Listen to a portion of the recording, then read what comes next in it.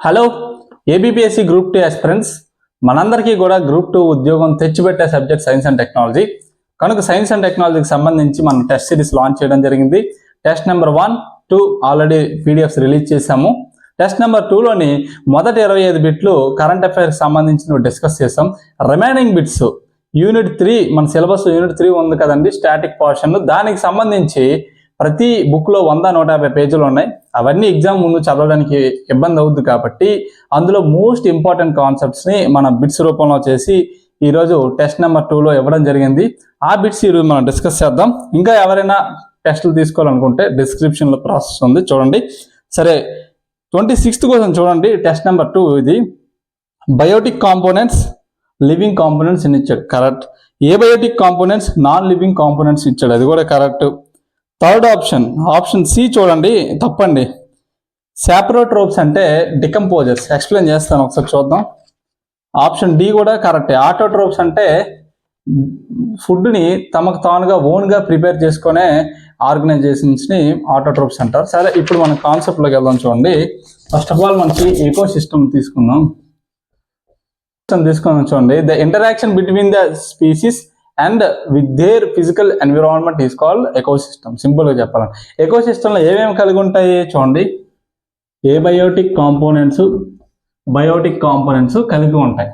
ఏ biotic components అంటే non living organisations, అంటే ప్రాణం లేనటువంటివి మనకి ఏ బయోటిక్ అంటారు. ఎగ్జాంపుల్ చెప్తే గుర్తుండిపోతుంది. టెంపరేచర్ కానీ, హ్యూమిడిటీ కానీ, వాతావరణంలో ఉన్నటువంటివన్నీ కూడా మనకి ఏ బయోటిక్ కాంపోనెంట్స్. మరి బయోటిక్ కాంపోనెంట్స్ అంటే లివింగ్ ఆర్గనైజేషన్, ప్రాణం ఉన్న జీవులు అనమాట. ఏమేమి వస్తాయి? Consumers, first producers, consumers, decomposers. Producers అంటే ఏంటి? ఏ స్పీసీస్ అయితే తమ యొక్క ఫుడ్ని ఓన్గా ప్రిపేర్ చేసుకుంటాయో వాళ్ళని మనం ప్రొడ్యూసర్స్ అంటారు. వీటినే మనం ఆటోట్రోప్స్ అని కూడా అంటాం. ఆటోట్రోప్స్, ఓకేనా. మనకు ఫుడ్ చైన్లోని ప్రధానంగా ఫుడ్ను ప్రిపేర్ చేసుకునే ఆర్గానిజమ్స్ ప్రొడ్యూసర్స్ అంటారు అనమాట. ప్రొడ్యూసర్స్ మీద డిపెండ్ అయ్యే వాటిని కన్జ్యూమర్స్ అంటారు. డికంపోజర్స్ అంటే డెడ్ ఆర్గానిజమ్స్ ఉంటాయి కదండి, చనిపోయిన వాటి మీద ఫీడ్ అయ్యి దాని ద్వారా ఎనర్జీని తీసుకునే వాటిని డికంపోజర్స్ అంటారు. డికంపోజర్స్ని మనం ఎగ్జాంపుల్ తీసుకుంటే ఎర్త్వార్మ్ అండి. అయితే వీటికి మరో పేరే సాప్రోట్రోప్స్ అనమాట. దీనికి మరో పేరే సాప్రోట్రోప్స్ అనమాట. కనుక ఆప్షన్ సి తప్పు. ఆప్షన్ సి ఏమి ఇచ్చాడు? సన్లైట్ అంటే సూర్యకాంతిని ఉపయోగించుకొని శక్తిని ప్రొడ్యూస్ చేసే ఆర్గానిజమ్స్ సాప్రోట్రోప్స్ అని ఇచ్చాడు, అది తప్పు అండి. ప్లాంట్స్ అనమాట, సన్లైట్ని ఉపయోగించుకొని ఫోటోసింథసిస్ అనే ప్రాసెస్ ద్వారా ఓన్గా ఫుడ్ని ప్రిపేర్ చేసుకుంటాయి, వాటిని ఆటోట్రోప్స్ అని కూడా అంటారు. అది. నెక్స్ట్ క్వశ్చన్ చూడండి. ఎన్ ఎకోటోన్ ఈజ్ అన్నాడు. Option A correct. ఏంటి? It is a zone of junction or transition area between 2 biomes అనమాట. అంటే ఎకోటోన్ అంటే ఏంటంటే చూడండి, ఏవైనా 2 ఎకో సిస్టమ్స్ తీసుకోండి. ఫర్ ఎగ్జాంపుల్ ఫారెస్ట్ తీసుకోండి, ఇక్కడ డెజర్ట్ తీసుకోండి. ఈ 2 కూడా 2 డిఫరెంట్ ఎకో సిస్టమ్స్, కానీ ఈ రెండింటి మధ్య ఒక జంక్షన్ ఉంటుంది అనమాట. దాన్నే ఎకోటోన్ అంటారు. సింపుల్గా చెప్పాలంటే మీరు ఫారెస్ట్ నుంచి అలా నడుచుకొని వెళ్ళండి, డిజర్ట్ వైపు వెళ్ళండి. ఫారెస్ట్ నుంచి ఇమీడియట్గా మనకు డిజర్ట్ ఎడారి అనేది రాదు. ఇక్కడ లార్జ్ నెంబర్ ఆఫ్ ట్రీస్ ఉంటాయి కదండి, క్రమంగా గ్రాడ్యువల్గా డిక్రీజ్ అవుతుంది అనమాట. ఇప్పుడు ఇక్కడ ట్రీస్ ఉంటాయి, అలా వెళ్తే ఇక్కడ గ్రాస్ ల్యాండ్స్ వస్తాయి అనమాట. గ్రాస్ ల్యాండ్స్ తర్వాత మనకి డెజర్ట్స్ వస్తాయి అనమాట. అంటే ఈ గ్రాస్ ల్యాండ్స్ అనేది ఈ 2 ఎకో సిస్టమ్కి ఒక జంక్షన్ లాగా మనకి యాక్ట్ చేస్తుంది. అందుకే దీన్ని ఎకోటోన్ అంటారు అనమాట. ఇంకొక ఎగ్జాంపుల్ చూడండి, మ్యాంగ్రోవ్స్. టెరిషియల్ ఎకో సిస్టమ్కి, మెరైన్ ఎకో సిస్టమ్కి ఇది ఒక జంక్షన్ లాగా ఉంటుంది. అది ఎకో సిస్టమ్ అనేది it is a junction between the 2 ecotone is a junction between the 2 ecosystems. సరే, నెక్స్ట్ క్వశ్చన్ చూడండి. 28th question, very important concept. Mutualism, commensalism అంటే ఏంటి అని డిఫైన్ చేశాడు. అందులో ఇన్కరెక్ట్ స్టేట్మెంట్ ఏంటని అడిగాడు. ఎప్పుడైనా కరెక్ట్ ఇన్కరెక్ట్ స్టేట్మెంట్స్ ఇచ్చినప్పుడు చాలా జాగ్రత్త వహించాలి. ఇన్కరెక్ట్ అని ఇస్తాడు, దాన్ని మనం తప్పు పెడతాం. ఫస్ట్ మ్యూచువలిజం అని ఇచ్చాడు, అది కరెక్ట్ ఇచ్చాడు. మ్యూచువలిజం అంటే చూడండి, ఇక్కడ సింబల్స్ గుర్తుపెట్టుకుని మనకు అర్థమైపోతుంది. When 2 species interact with each other both will get benefit. ఏవైనా 2 స్పీసీస్ ఇంటరాక్ట్ అయ్యాయి అనుకోండి, దానివల్ల 2 స్పీసీస్ కూడా బెనిఫిట్ పొందుతుంది. అది ఎలాగా? ఎగ్జాంపుల్ చెప్తాను చూడండి. హనీబీ ఉంది, ఫ్లవర్స్ ఉన్నాయి. హనీబీ ఏమొచ్చి హనీ కోసం ఫ్లవర్స్ మీద వాలినప్పుడు ఫ్లవర్స్ నుంచి హనీ తీసుకుంటుంది. ఈ విధంగా హనీబీ అనేది బెనిఫిట్ అవుతుంది. హనీబీ ఎప్పుడైతే వాలుతుందో ఫ్లవర్స్ ఏమవుతుంది, పాలినేషన్ ప్రక్రియ అనేది స్టార్ట్ అవ్వడం జరుగుతుంది. కనుక ఈ విధంగా రెండు కూడా బెనిఫిట్ పొందుతాయి. దాన్నే మనం మ్యూచువలిజం అంటారు. ఒక రూమ్ తీసుకోండి, ఇద్దరు సీరియస్ గ్రూప్ 2 ఆస్పిరెంట్స్ ఉన్నారు అనుకోండి. ఇతనికి తెలియని అతనికి తెలియని ఇద్దరు కూడా ఎక్స్చేంజ్ చేసుకుంటారు, ఇద్దరు కూడా బెనిఫిట్ అవుతాయి. అదే మ్యూచువలిజం అనమాట. రెండో స్టేట్మెంట్ ఏమి ఇచ్చారు చూడండి, కమెన్షనలిజం. కమెన్షనలిజం అంటే ఒకటి బెనిఫిట్ పొందుతుంది, ఇంకోటి బెనిఫిట్ పొందదు, అలాగని దానికి ఎటువంటి నష్టం కూడా జరగదు. దానికి ఎగ్జాంపుల్ ఏంటంటే చూడండి, చాలా బుక్స్లో ఇది ఇస్తాడు, ఎపిఫైట్స్ అనేది ఉంటాయి. ఎపిఫైట్స్ అంటే ఏం లేదండి, ఒక ట్రీ తీసుకున్నాం, ట్రీకి నెంబర్ ఆఫ్ బ్రాంచెస్ ఉంటాయి. ఇలాగా ఒక బ్రాంచ్ని ఏదో ఒక దాన్ని సపోర్ట్ తీసుకుని చిన్న మొక్కల్లాగా వస్తాయి, దాన్ని ఎపిఫైట్స్ అంటారు. ఆ ట్రీ బ్రాంచెస్ని సపోర్ట్గా తీసుకొని అవి పెరుగుతాయి, అంతేగాని ట్రీకి ఎటువంటి హార్మ్ చేయదు. కనుక ట్రీ వల్ల ఇది లబ్ధి పొందుతుంది, పాజిటివ్ అనమాట. కానీ దీనివల్ల ట్రీకి ఎటువంటి నష్టమో లేదు, అలాగని ఎటువంటి ఇబ్బంది లేదు. సరే, ఆప్షన్లు ఏమి ఇచ్చారు చూడండి. కమెన్షనలిజం అంటే one species benefit while other species is harmed అన్నాడు. అది తప్పు కదండి. ఇంకోటి స్పీసీస్ అనేది ఎట్టి పరిస్థితుల్లో కూడా నష్టం కలగదు. సెకండ్ స్టేట్మెంట్ అనేది ఇన్కరెక్ట్. అయితే ప్రిడేషన్ ఉంటుంది. ప్రిడేషన్ అంటే ఏంటి, ఒక జంతువు ఒక స్పీసీస్ లబ్ధి పొందుతుంది, మరొకటి నష్టపోతుంది. ఎగ్జాంపుల్ ఏంటి, టైగర్ అనేది జింకల్ని వేటాడింది అనుకోండి, ఏమవుతుంది, టైగర్ లబ్ధి పొందుతుంది, జింక అనేది నష్టపోతుంది. ఒక రూమ్లోని ఒక గ్రూప్ 2 సీరియస్ ఆస్పిరెంట్ ఉండి ఒక టైం వేస్ట్ చేసే క్యాండిడేట్ ఉంటే ఏమవుతుంది, అదే బెస్ట్ ఎగ్జాంపుల్ అనమాట. చదివిన కూడా వెళ్ళి చెడగొడతాడు అనమాట. నెక్స్ట్ చూడండి, ఎమెన్షనలిజం. ఎమెన్షనలిజం వల్ల ఏమంటే చూడండి, ఎమెన్షనలిజం వల్ల ఒక స్పీసీస్ అనేది నష్టపోతుంది, ఇంకో స్పీసీస్కి ఎటువంటి ఎఫెక్ట్ ఉండదు. ఎగ్జాంపుల్ ఏంటి, ఎగ్జాంపుల్ చెప్తే మీకు అర్థమైపోతుంది. చూడండి, ఒక పెద్ద ట్రీ తీసుకోండి, ఇలాగా దాని కింద చిన్న చిన్న మొక్కలు అనేవి ఉంటాయి. అయితే దీని సైజు పెద్దదవడం వల్ల సన్లైట్ అనేది మొత్తం ఇదే అబ్జర్వ్ చేసుకుంటుంది. ఇక్కడంతా కూడా ట్రీ యొక్క షాడో ఉంటుంది.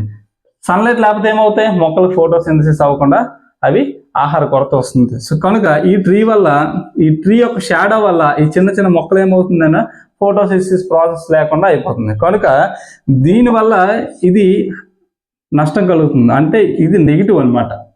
ఈ ట్రీకి దీనివల్ల ఏమైనా ఎఫెక్ట్ ఉందని లేదు, జీరో. ఇదనమాట. ఈ 4 కూడా మోస్ట్ ఇంపార్టెంట్ టాపిక్స్, చాలాసార్లు ఎగ్జామ్లో రిపీట్ అయిన టాపిక్స్.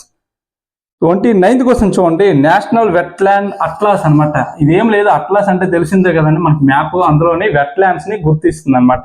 అంటే ఆ అట్లాస్లో కేవలం వెట్లాండ్స్ ఎక్కడెక్కడ ఏటెడ్ ఉన్నది అనేది మాత్రం ఉంటుంది. అయితే ఆ అట్లాస్ని ఎవరు రిలీజ్ చేశారో క్లియర్గా ఇచ్చాడు, space application centre. Space application centre ఇది ఎక్కడ ఉంది, అహ్మదాబాద్లో ఉంది. ఇది ఇస్రో యొక్క ఆర్గనైజేషన్ అనమాట. ఇది ఏం రిలీజ్ చేసింది, నేషనల్ వెట్లాండ్ అట్లాస్. దీని ప్రకారంగా భారతదేశంలోని 15.26 మిలియన్ హెక్టార్ల వెట్లాండ్స్ అనేది ఉన్నాయన్నమాట. ఏరియా ప్రకారం చూసుకుంటే ఎంతంటే 15.26 మిలియన్ హెక్టార్స్ అనమాట. ఇది మొత్తం భారత భూభాగంలో 4.6% అనమాట. Very important. మనందరం చదువుతాం కానీ ఇలాంటి రిపోర్ట్స్ మిస్ చేస్తాం. రేపొద్దున ఇదే రిపోర్ట్ ఎగ్జామ్లో అడిగితే పేపర్ కష్టంగా ఉందని మనమే అంటాం. అందుకే ఎవరు అడగని క్వశ్చన్స్ కూడా నేను వెతికి మరి టెస్ట్లోని పెట్టడం జరిగింది. సెకండ్ చూడండి, invasive species like water hyacinth. చూడండి, వెరీ ఇంపార్టెంట్ అనమాట. Hyacinth will cause damage to wetlands. ఈ ఇన్వేజివ్ స్పీసీస్ వల్ల వెట్లాండ్ ఎకోసిస్టమ్కి నష్టం జరుగుతుందని ఇచ్చాడు. కరెక్టా రాంగ్ అంటే అబ్సల్యూట్లీ కరెక్ట్. ఏదైనా ఒక ఇన్వేజివ్ స్పీసీస్ వల్ల అది ఏ ఎకోసిస్టమ్ అవనియండి దానికి నష్టమే జరుగుతుంది, ఎటువంటి అడ్వాంటేజ్ ఉండదు. అయితే ఇన్వేజివ్ స్పీసీస్ అంటే ఏంటో మనం తెలుసుకోవాలి. ఖచ్చితంగా ఇన్వేజివ్ స్పీసీస్ మీద బిట్టు పడుతుంది, అది పక్క. చూడండి, స్పీసీస్ అనేవి 2 రకాలు, native species, invasive species. Native species అంటే అదే ప్రాంతానికి చెందిందనమాట. ఫర్ ఎగ్జాంపుల్ నీలగిరి తారు తీసుకోండి, నీలగిరి మౌంటైన్స్ తమిళనాడు ఆ ప్రాంతంలోనే ఇది మనకు కనిపిస్తుంది, అంటే అదే ప్రాంతానికి ఎప్పటి నుంచో చెందింది అనమాట. ఫర్ సపోజ్ 1 హార్న్డ్ రైనో తీసుకోండి, 1 హార్న్డ్ రైనో కజిరంగా నేషనల్ పార్క్లో ఉంటుంది. కనుక నేటివ్ స్పీసీస్ అంటే అదే ప్రాంతానికి ఎన్నో సంవత్సరాల నుంచి అది అక్కడే ఉంటుంది, అక్కడున్న పర్యావరణానికి అనుకూలంగా తన జీవన శైలి అనేది ఉంటుంది, అక్కడున్న వాతావరణం టెంపరేచర్ హ్యూమిడిటీ బట్టి ఉంటుంది అనమాట. సరే, ఇన్వేజివ్ స్పీసీస్ అంటే ఇది ఒక ఎకో సిస్టమ్ తీసుకోండి, దీనికి సంబంధించిన స్పీసీస్ కాదు, అది ఎక్కడో ఉంటుంది ఏదో ప్రాంతంలో, అక్కడి నుంచి ఇక్కడికి వచ్చి ఇక్కడ ఉన్న స్పీసీస్తో కంపీట్ అయ్యి పోటీ పడి ఉన్న న్యాచురల్ రిసోర్సెస్ అన్నీ అవే వాడుకొని వాటి యొక్క డెవలప్మెంట్ గురించి చూసుకుంటుంది. దీనివల్ల ఏమవుతుందంటే ఇన్వేజివ్ స్పీసీస్ వల్ల నేటివ్ స్పీసీస్ అనేది అంతరించిపోతున్నాయి. అర్థమైంది కదండి. ఇంకా మనకి ఎగ్జాంపుల్ చెప్పాలంటే హిస్టరీలో చూడండి, ఆరియన్స్ అనేవాళ్ళు ఇన్వేజివ్ ఏలియన్స్ అంటారు. అంటే ఎక్కడో మనకి మిడిల్ ఈస్ట్ యూరోపియన్ నుంచి మన ఇండియాకి వచ్చారని మనం థియరీస్ చదువుకున్నాం. అదొక ఎగ్జాంపుల్, ఇన్వేజివ్ స్పీసీస్ అనమాట. దీనివల్ల లోకల్లో ఉన్న స్పీసీస్ చాలా నష్టం జరుగుతుంది. దానివల్ల ఎకో సిస్టమ్ అనేది ఇంబ్యాలెన్స్ అవుతుంది, ఫుడ్ చైన్లో కూడా చాలా డిస్టర్బెన్స్ వస్తుంది. చాలా చాలా ఇంపార్టెంట్ ఇన్వేజివ్ స్పీసీస్. ఇంకా సింపుల్గా చెప్పాలంటే ఏదైనా ఒక రిలేషన్ తీసుకోండి, ఒక అమ్మాయి ఒక అబ్బాయి రిలేషన్ తీసుకోండి, థర్డ్ పర్సన్ ఎంటర్ అవ్వనంత వరకు బాగానే ఉంటుంది. థర్డ్ పర్సన్ ఎంటర్ అయితే ఏమవుతుంది, ఆటోమేటిక్గా రిలేషన్ బ్రేక్ అవుతుంది. ఆ థర్డ్ పర్సనే మనకి ఇన్వేజివ్ స్పీసీస్. జస్ట్ మీకు అర్థం అవడం కోసం అలా చెప్పాను, ఇంకేం లేదు. సరే, దీనికి ఎగ్జాంపుల్స్ చూడండి, లాంటానా, హయాసింత్ వెరీ ఇంపార్టెంట్ అండి, యూకలిప్టిస్, జూలీ ఫ్లోరా. మనకి నేటివ్ స్పీసీస్ ప్రొటెక్ట్ చేయాలంటే ఇవి రాకుండా మనం చూసుకోవాలి. కనుక ఇన్వేజివ్ స్పీసీస్ అనే టాపిక్కే చాలా ఇంపార్టెంట్. సరే, invasive species wildlife protection act 1972 ఒక డెఫినేషన్ ఇచ్చింది. ఏంటంటే non native species posing a threat to wildlife or habitat. Non native species అనే పదాన్ని వాడింది. రేపు పొద్దున ఎగ్జామ్లో అడుగుతాడు, వైల్డ్ లైఫ్ ప్రొటెక్షన్ యాక్ట్ 1972 అనేది ఇన్వేజివ్ స్పీసీస్ని ఏ విధంగా డిఫైన్ చేయడం జరిగిందని, కనుక ఆ స్టేట్మెంట్ మీకు చెప్పడం జరిగింది. సరే, ఇప్పుడు ఇన్వేజివ్ స్పీసీస్ గురించి ఏదైనా రిపోర్ట్ వార్తల్లో ఉందా? ఎస్, ఒక రిపోర్ట్, మోస్ట్ ఇంపార్టెంట్ రిపోర్ట్ ఉంది, అది మనం డిస్కస్ చేద్దాం. చూడండి, ఇన్వేజివ్ స్పీసీస్కి సంబంధించి మనకి assessment report on invasive alien species and their control. దీన్ని ఎవరు రిలీజ్ చేశారు? IPBES, intergovernmental platform for biodiversity and ecosystem services. 2012లో ఇది ఫామ్ అయింది. పనామా సిటీలోని 2012లో గ్రూప్ ఆఫ్ కంట్రీస్ ఒక గ్రూప్గా ఏర్పడి IPBESని ఫామ్ చేయడం జరిగింది. బయోడైవర్సిటీ అండ్ ఎకోసిస్టమ్ గురించి ఇది ఎక్కువ రిపోర్ట్స్ రిలీజ్ చేస్తుంటుంది. ఇది రిలీజ్ చేసిన రిపోర్టే assessment report on invasive alien species and their control. Invasive species వల్ల మనకు వచ్చిన నష్టాలు ఏంటని చెప్తుంది. అయితే ఈ రిపోర్ట్ హైలైట్ చేసిన పాయింట్స్ ఏంటి మనకు తెలియాలి. అయితే ఇండియా అనేది దీంట్లో మెంబరా కాదా కామెంట్ సెక్షన్లో కామెంట్ చేయండి. మరియు దీని హెడ్ క్వార్టర్ ఎక్కడ అనేది కూడా కామెంట్ సెక్షన్లో కామెంట్ చేయండి. సరే, దీని యొక్క రిపోర్ట్లో ముఖ్యమైన హైలైట్స్ ఏంటంటే మనం డిస్కస్ చేద్దాం. చూడండి, దాదాపు 37,000 ఏలియన్ స్పీసీస్ అనేది ఉన్నాయని చెప్పింది. ఇందులో 3,500 వల్ల సివియర్గా నేటివ్ స్పీసీస్ కానీ నేటివ్ అక్కడున్న ఎకోసిస్టమ్ కానీ తీవ్రంగా నష్టపోతున్నాయని రిపోర్ట్లో క్లియర్ కట్గా చెప్పడం జరిగింది. ఈ నేటివ్ స్పీసీస్ వల్ల ఈ ఇన్వేజివ్ స్పీసీస్ వల్ల 60% ప్రపంచంలో ఉన్నటువంటి ప్లాంట్స్ అండ్ యానిమల్స్ అనేది అంతరించిపోతున్నాయి. అంటే ఇంత నష్టం జరుగుతుంది. దాదాపు $400 బిలియన్ అనేది ఇన్వేజివ్ స్పీసీస్ వల్ల మనకి అమౌంట్ అనేది నష్టం వస్తుంది. ఇవన్నీ హైలైట్ పాయింట్స్ అండి. రేపు పొద్దున అసలు ఈ రిపోర్ట్ ఎవరు రిలీజ్ చేశారన్నా మనం పెట్టలేం. ఈ రిపోర్ట్లో ఉన్న హైలైట్స్ ఏంటన్నా ఖచ్చితంగా మనం పెట్టలేం. కానీ రేపు ఇది అడుగుతాడు, వెరీ ఇంపార్టెంట్. ఇలాంటి టాపిక్సే ఎగ్జామినర్ పిక్ చేసుకుని మరి అడగడం జరుగుతుంది. సరే, నెక్స్ట్ క్వశ్చన్ చూద్దాం. చూడండి, మీకు తెలిసిన ఇన్వేజివ్ స్పీసీస్ ఏదైనా ఉంటే కామెంట్ సెక్షన్లో కామెంట్ చేయండి. నెక్స్ట్ క్వశ్చన్ చూడండి, కీ స్టోన్ స్పీసీస్ అన్నాడు. అసలు ఎన్నో క్వశ్చన్? 30వ క్వశ్చన్. కీ స్టోన్ స్పీసీస్ అంటే ఏంటంటే ఒక పర్టికులర్ ఎకో సిస్టంలోని ఆ స్పీసీస్ అనేది లేకపోతే ఆ ఎకో సిస్టమ్ పూర్తిగా దెబ్బతింటుంది. ఖచ్చితంగా ఆ ఎకో సిస్టంలో ఆ జంతువు కానీ ఆ ప్లాంట్ కానీ ఖచ్చితంగా ఉండి తీరాల్సిందే. ఎగ్జాంపుల్ చెప్తే మీకు క్లారిటీగా అర్థమైపోతుంది. టైగర్ బెస్ట్ ఎగ్జాంపుల్, టైగర్ అనమాట. టైగర్ లేకపోతే ఏమవుతుంది? టైగర్ దేన్ని వేటాడుతుందంటే జింకల్ని వేటాడుతుంది, మనందరికి తెలిసిందే. ఒకవేళ టైగరే కానీ లేకపోతే జింకల పాపులేషన్ అనేది బాగా పెరిగిపోతుంది. అప్పుడు డీర్ పాపులేషన్ అనేది బాగా పెరిగిపోయి డీరు మనకి గ్రాస్ ల్యాండ్స్ మీద వాటి యొక్క ఫుడ్ని తీసుకుంటుంది. గడ్డిని మొత్తం కూడా అవి తినేస్తాయి. ఎందుకంటే వాళ్ళకే చాలదు, పాపులేషన్ ఎక్కువ అయిపోద్ది కాబట్టి. ఎగ్జాంపుల్ మన మనుషుల్లాగే. అప్పుడు ఈ గ్రాస్ ల్యాండ్స్ మీద డిపెండ్ అయ్యే యానిమల్స్ పరిస్థితి, గ్రాస్ హోపర్స్ కానీ చిన్న చిన్న ఇన్సెక్ట్స్ కానీ. ఈ విధంగా టైగర్ అనేది లేకపోతే మొత్తం ఫుడ్ చైన్ మొత్తం దెబ్బతింటుంది కదండి. వాటినే కీ స్టోన్ స్పీసీస్ అంటారు. ఎగ్జాంపుల్ లైన్ కానీ టైగర్ కానీ వీటిని మనల్ని ప్రిడేటర్ మమ్మల్స్ అని కూడా అంటారు. ఎలిఫెంట్ కానీ షార్క్ కానీ మెరైన్ ఎకో సిస్టంలో షార్క్ లేకపోయినా సరే ఎకలాజికల్ ఇంబ్యాలెన్స్ వస్తుంది. ఇవి కీ స్టోన్ స్పీసీస్ అంటే అర్థం, వెరీ ఇంపార్టెంట్. ఇదే విధంగా మనం ఇండికేటర్ స్పీసీస్ ఉంటుంది. ఇండికేటర్ స్పీసీస్ అనేది ఆ పర్యావరణం యొక్క హెల్దీ కండిషన్ని చెప్తుంది.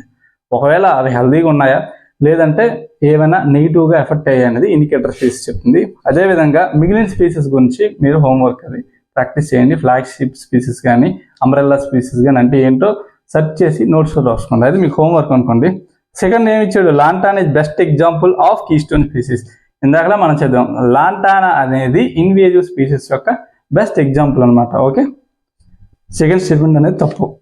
31 చూడండి, వైల్డ్ లైఫ్ శాంచురీస్ అనేది మనకి ఏదైనా ఎండేంజర్ స్పీసీస్ ఉన్నాయనుకోండి, అంటే ఒక స్పీసీస్ ప్రమాదంలో ఉన్నటువంటి మన హ్యూమన్ యాక్టివిటీస్ ద్వారా కానీ లేదా వాతావరణ మార్పుల వల్ల కానీ ఏదైనా ఒక స్పీసీస్, ఒక జంతువు కానీ ఒక మొక్క కానీ ఎండేంజర్ పొజిషన్లో ఉందనుకున్నది, దాన్ని ప్రొటెక్ట్ చేసే బాధ్యత ప్రభుత్వాలు. కాబట్టి వైల్డ్ లైఫ్ శాంచురీస్ ఏర్పాటు చేసి అందులోనే ఆ స్పీసీస్ పెట్టి దాన్ని ప్రొటెక్ట్ చేయడం జరుగుతుంది. ఫస్ట్ స్టేట్మెంట్ అదే ఇచ్చాడు. Wildlife sanctuaries are areas where endangered species are safe gone from extinction in the natural habitat. కరెక్టే. ఇంకా వైల్డ్ లైఫ్ హ్యాబిటెట్ని ప్రొటెక్షన్ని పెంచాలనుకుంటే దాన్ని మొత్తంగానే అందులో కొంత పార్ట్ని కానీ నేషనల్ పార్ట్గా డిక్లేర్ చేస్తారు. సెకండ్ స్టేట్మెంట్ కూడా కరెక్టే. థర్డ్ స్టేట్మెంట్ అనేది అసలు వైల్డ్ లైఫ్ శాంచురీస్ అనేది స్టేట్ గవర్నమెంట్ అనేది డిక్లేర్ చేయడం జరుగుతుంది.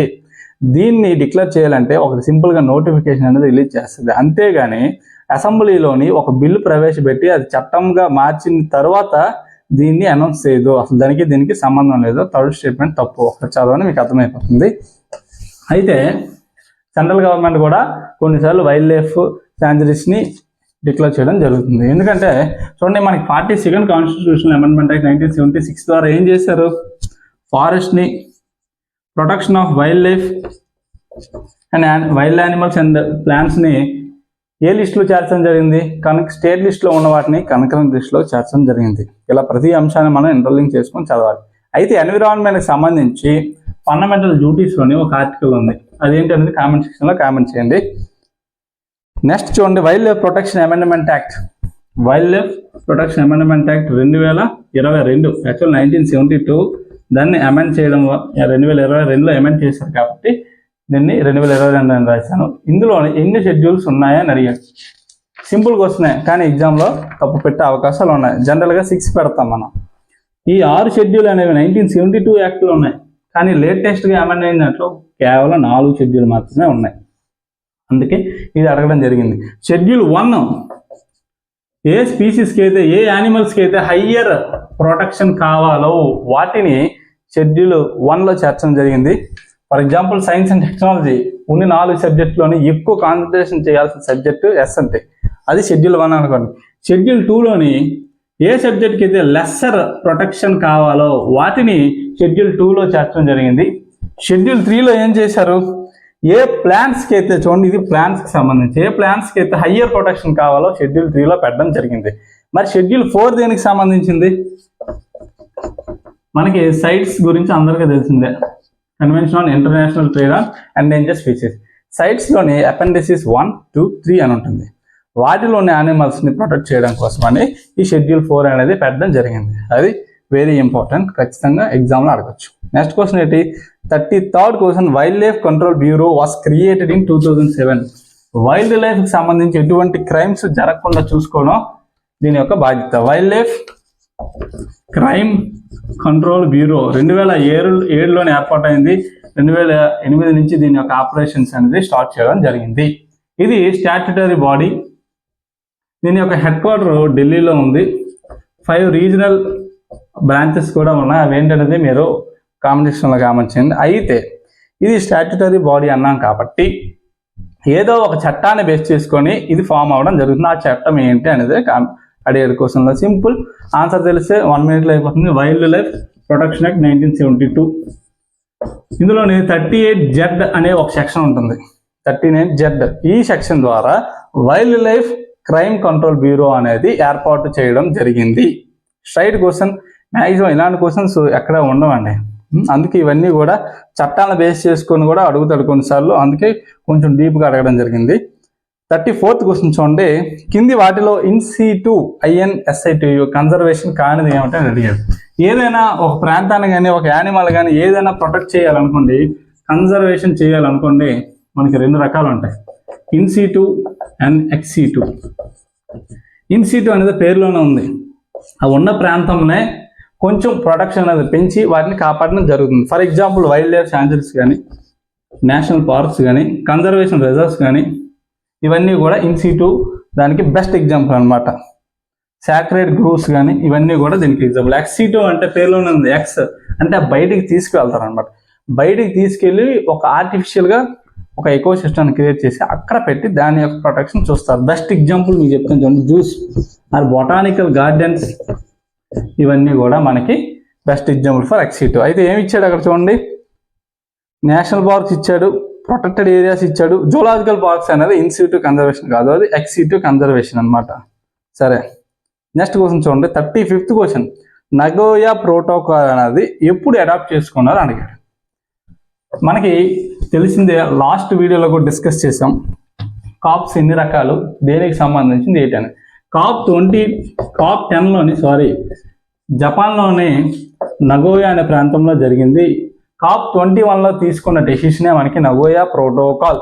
జెనెటిక్ రిసోర్సెస్ నుంచి చూడండి, జెనెటిక్ రిసోర్సెస్ నుంచి ఏవైనా బెనిఫిట్స్ మనం పొందితే ఆ బెనిఫిట్స్ని లోకల్ పీపుల్ అయినటువంటి ట్రైబల్ పీపుల్ కానీ, ఇండిజినస్ పీపుల్ కానీ వాళ్ళకు కూడా ఆ బెనిఫిట్స్ అందేలా చూడాలి, అంతే కదండి.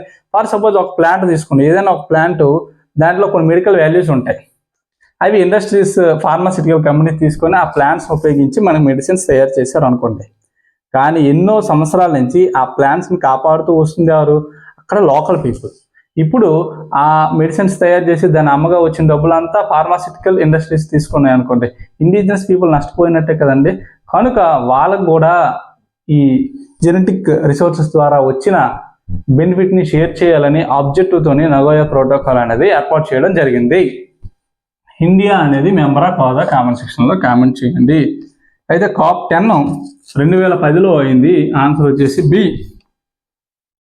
36 చూడండి, ఎకో సెన్సిటివ్ జోన్స్ అనేది ఏంటంటే ఏదైనా వైల్డ్ లైఫ్ శాంచురీ కానీ, నేషనల్ పార్క్ కానీ తీసుకున్నాం అనుకోండి, ఎనీథింగ్ వైల్డ్ లైఫ్ శాంచురీ తీసుకున్నాం, దీని యొక్క బౌండరీ నుంచి 10 కిలోమీటర్స్ వరకు గవర్నమెంట్ అనేది ఎకో సెన్సిటివ్ జోన్గా డిక్లేర్ చేయడం జరుగుతుంది. ఇక్కడ కమర్షియల్ యాక్టివిటీస్ అనేది చేయడానికి వీల్లేదు, కొన్ని రెస్ట్రిక్షన్స్ అయితే ఉంటాయి. వీటినే మనం షాక్ అబ్జర్వర్స్ అంటారు అనమాట. ఎందుకంటే ఏదైనా వైల్డ్ లైఫ్ శాంచురీకి ఏదైనా ప్రమాదం రావాలంటే ఫస్ట్ ఆఫ్ ఆల్ ఈ ఎకో సెన్సిటివ్ జోన్ అనేది దాన్ని స్టాప్ చేస్తారు. ఓకేనా? సరే, ministry of environment, forest, climate change అనేది మనకి ఎకో సెన్సిటివ్ జోన్ని డిక్లేర్ చేయడం జరుగుతుంది. అయితే ఎన్విరాన్మెంట్ ప్రొటెక్షన్ యాక్ట్ 1986ని బేస్ చేసుకొని ఎకో సెన్సిటివ్ జోన్ని డిక్లేర్ చేస్తారు. అయినప్పటికీ కూడా ఎకో సెన్సిటివ్ జోన్ అనే పదం ఎక్కడా కూడా ఆ చట్టంలోని మెన్షన్ చేయలేదు. ఆ చట్టంలో ఏం మెన్షన్ చేసిందంటే గవర్నమెంట్కి ఏదైనా ఒక ప్రొటెక్టెడ్ ఏరియా అంటే ఏంటి, నేషనల్ పార్క్ కానీ, వైల్డ్ లైఫ్ శాంచురీస్ కానీ ప్రొటెక్ట్ చేసేటప్పుడు గవర్నమెంట్స్ అనేది ఇంకొంచెం ఎక్స్ట్రాగా చర్యలు ఏమైనా తీసుకోవచ్చు అని గవర్నమెంట్కి పవర్స్ ఇచ్చిందే కానీ ఈ పదం అనేది మెన్షన్ చేయలేదు. అది ఈరోజు 36th బిట్ వరకు కూడా మనం డిస్కస్ చేయడం జరిగింది. నెక్స్ట్ వీడియోలో రిమైనింగ్ అన్నీ కూడా మనం డిస్కస్ చేద్దాం. యూనిట్ 3 సైన్స్ అండ్ టెక్నాలజీ సిలబస్లో ద మోస్ట్ ఇంపార్టెంట్ యూనిట్ ఏదైనా ఉందంటే అది యూనిట్ 3. కనుక వీడియోస్ని ఎట్టి పరిస్థితుల్లో స్కిప్ చేయకండి. ఇదంతా మీకు ఒక వాల్యూ ఎడిషన్ లాగా ఉంటుంది, ముఖ్యంగా రివిజన్ లాగా ఉంటుంది. టెస్ట్ 1, 2 ఎవరైనా మిస్ అయితే డిస్క్రిప్షన్లో చూడండి. టెస్ట్ 3, 4, 5 కూడా టైపింగ్ అవుతుంది. విత్ ఇన్ ఫ్యూ డేస్లో దాన్ని మనం రిలీజ్ చేద్దాం. Once again thank you very much. Please subscribe to our channel.